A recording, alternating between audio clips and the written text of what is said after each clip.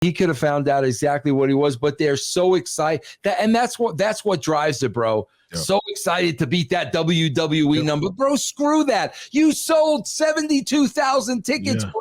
That's awesome. Yeah. That is, nobody can take that away from you. Why does it have to be? We were the number one.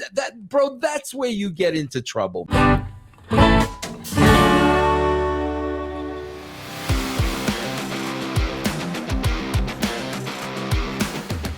All right, so let's talk about AEW's legit numbers when it comes to the all-in final tally. All right, so kudos to Brandon Thurston from WrestleNomics.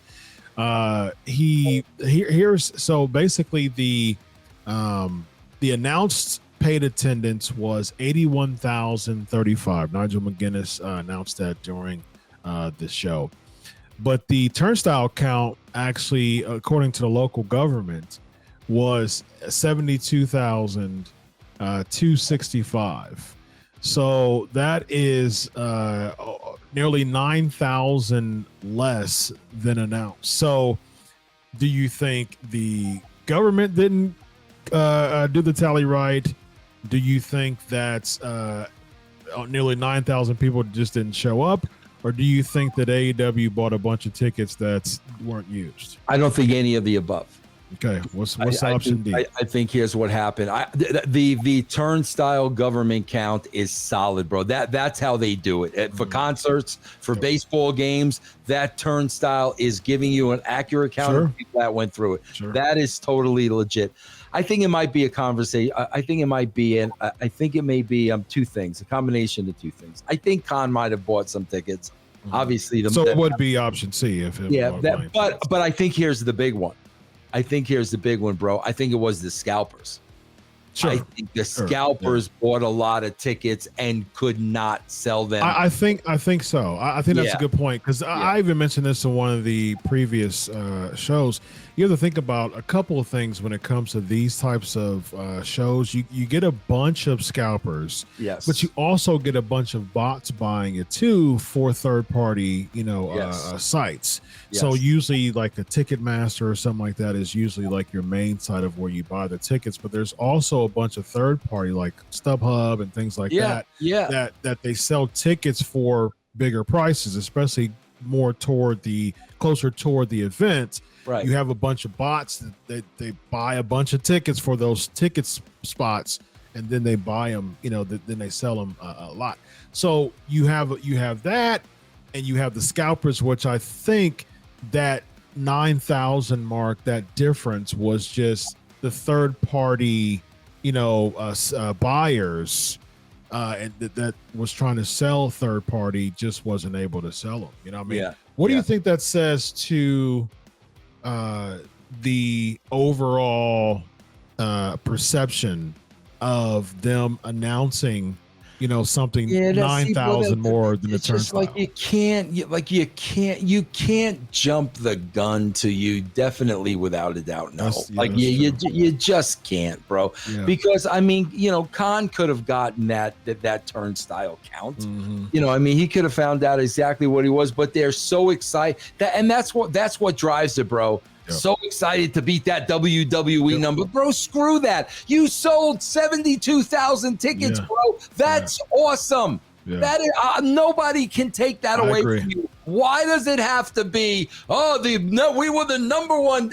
Bro, that's where you get into trouble, man. Yeah. And to your point, it's like, dude, you sold 72,000 tickets. I think it was the ego of wanting to be the biggest show ever. Yeah, man. WrestleMania 32 sold a little bit over 80,000. They wanted that threshold, as far as beating that. And so, and it's like, why, bro? Like, seriously, aside from bragging rights, what is that really going to do for your business? Ego. It's just an ego thing, man. Yeah. It's like him saying that just in this amount of time, only 4 years in the company, I was able to beat WWE and something. And the next week, the ratings were exactly the same. Yes, indeed it was. So, well, speaking of ratings, the center square right there, the center rectangle is the ratings magnet, former NWA World Heavyweight Champion. This is by far the most exhilarating, the most over Wrestling Outlaws show that we've ever done. We, for 95% of the show, no-sold the world's heavyweight champion. Legit sleep during the show in the center. That was absolutely amazing. Yes, indeed. But I do want to say this, Chris. I was keeping, bro, I do this with my dog all the time. My dog. And Chris, can you please do me a favor? Yeah. Please. You, of all people, my precious Penelope is getting eye surgery in the morning tomorrow. Okay.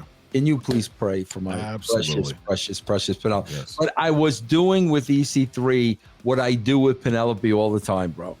I'm constantly looking at her when she's sleeping to make sure she's breathing. Mm-hmm. And so I've been watching his blanket go up and down. I've been keeping an eye on him through the whole show, bro. He is still breathing. He is. Yeah, he is still as we're talking, he's still breathing right now.